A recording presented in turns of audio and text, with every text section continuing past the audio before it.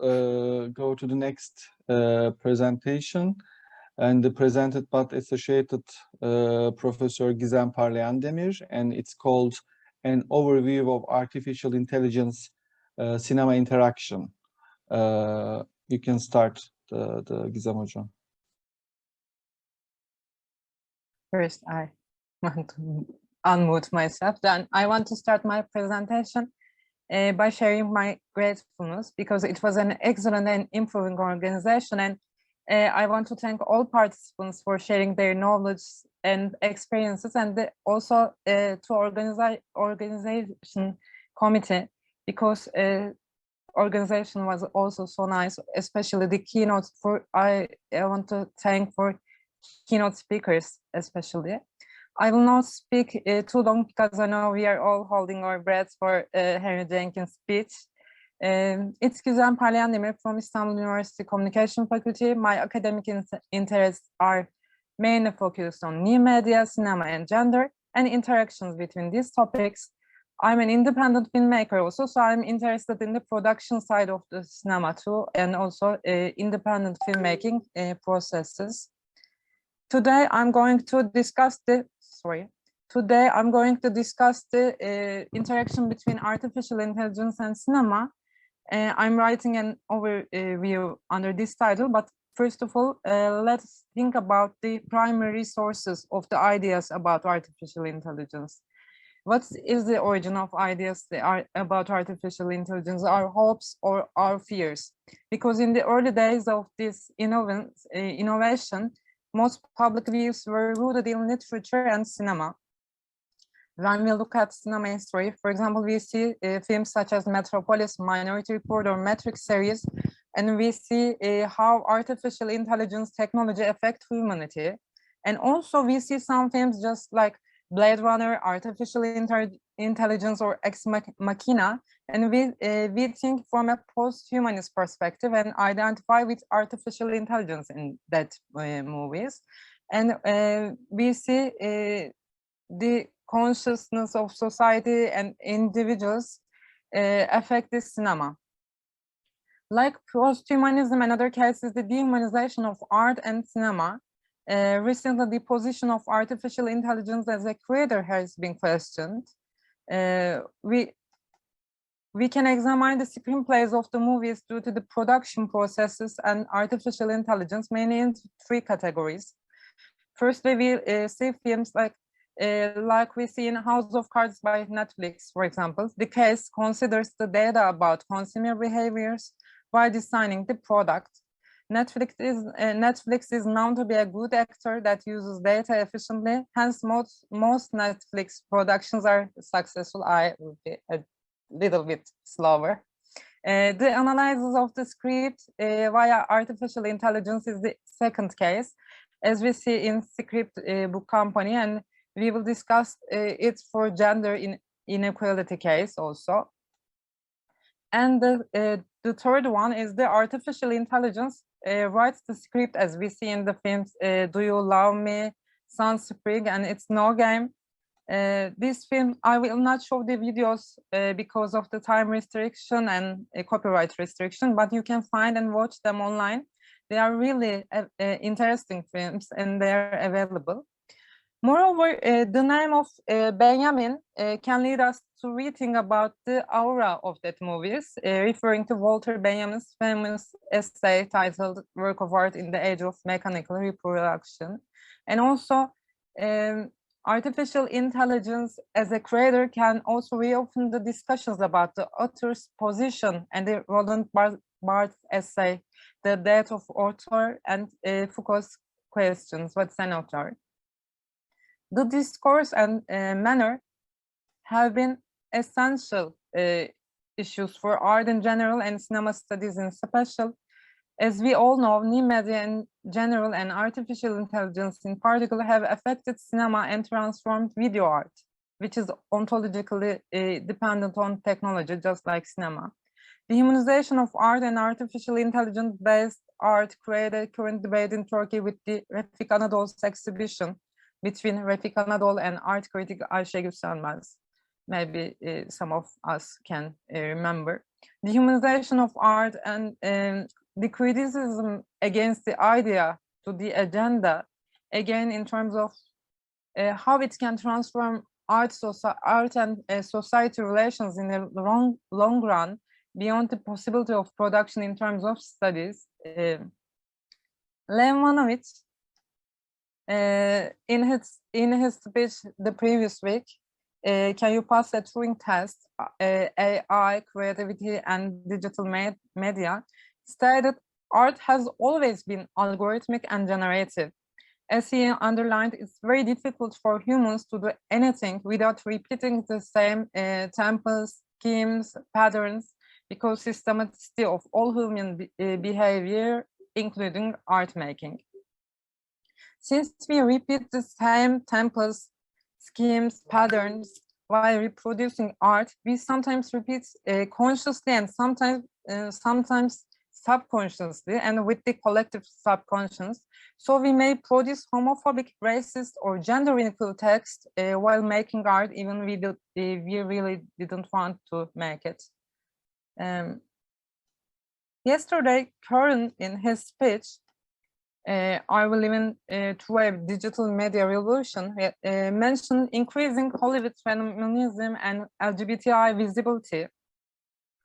Although the expectations and predictions about artificial intelligence mainly focus on positive adverse effects, especially regarding the biases that originate from data we share with artificial intelligence, if the algorithm is written with sensitivity, you can see gender equality measure, we can hope artificial intelligence can be beneficial for humanity to achieve a non-biased filmmaking environment.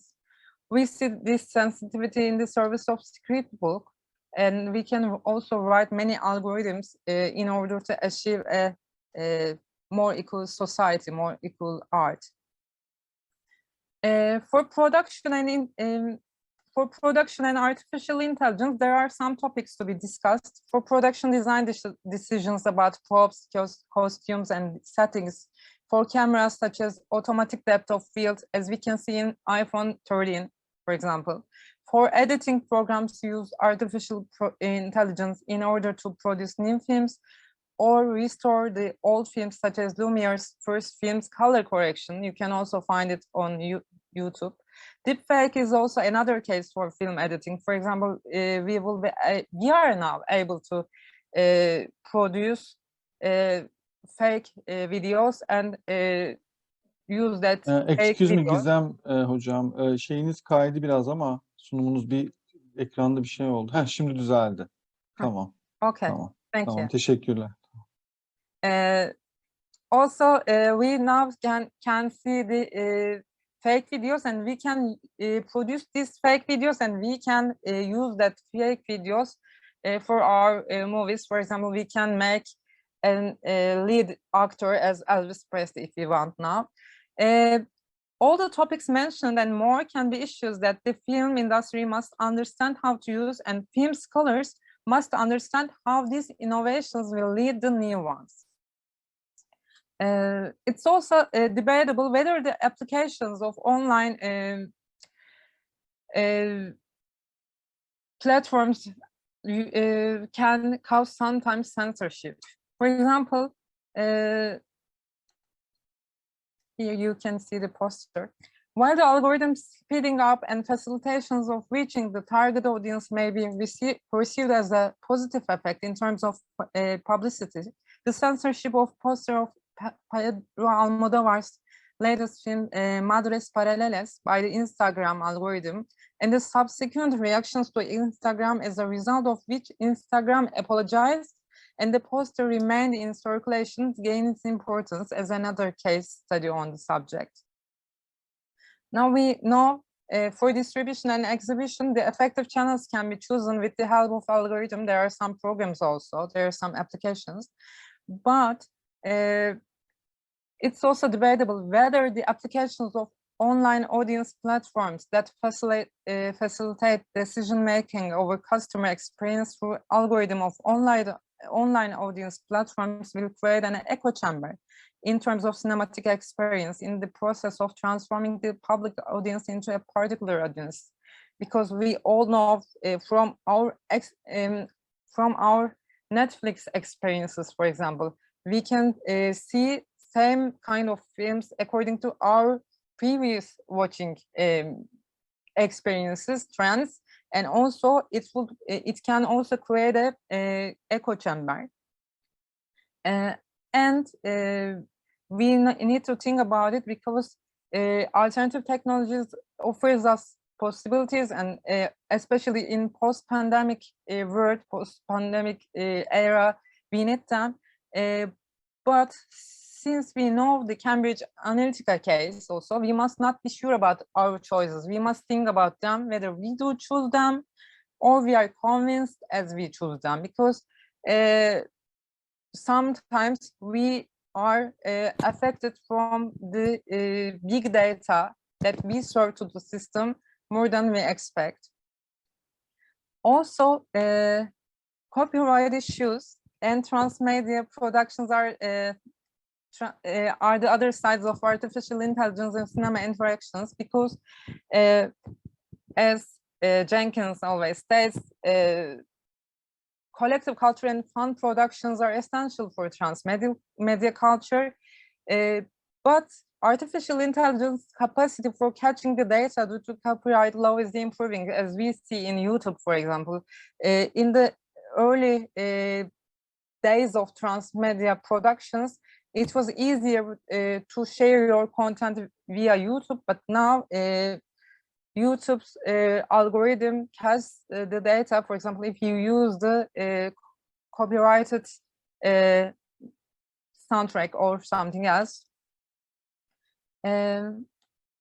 The potential of artificial intelligence to shape the future of film studies in terms of both sample selection and methods requires considering machine learning and data neutrality discussions, because in fact we are not afraid of artificial intelligence. We are afraid of not achieving data neutrality.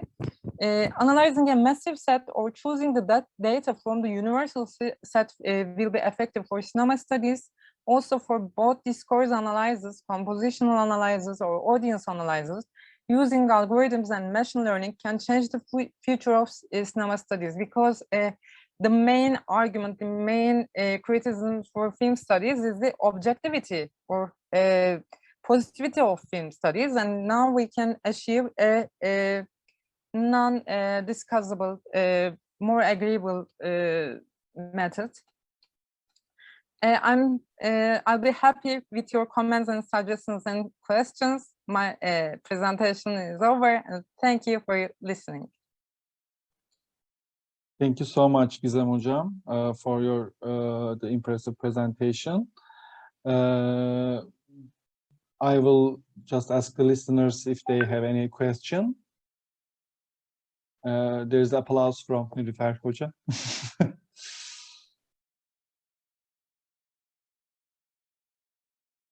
Do you have any questions?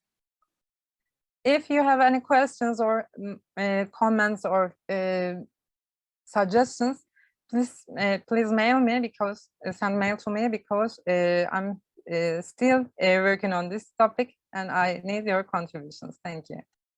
The Gizem Hocam, actually, I would like to discuss, not a question exactly, but as you mentioned the echo chamber issue, I'm always having this problem with my students. I think maybe you also have the same problem, because in the last year we were always, you know, in our the cinema lectures, we are talking about the movies, and then I realized that we are only talking about Netflix movies.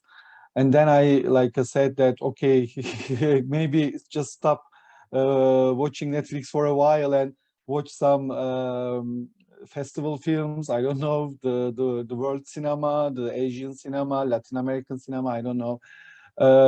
What do you think about, sometimes I feel like it's this Netflix, the other platforms also, sometimes, it's really useful sometimes, but it's sometimes maybe a really going through the conventional television consuming, because we consume everything if we are just watching these platforms.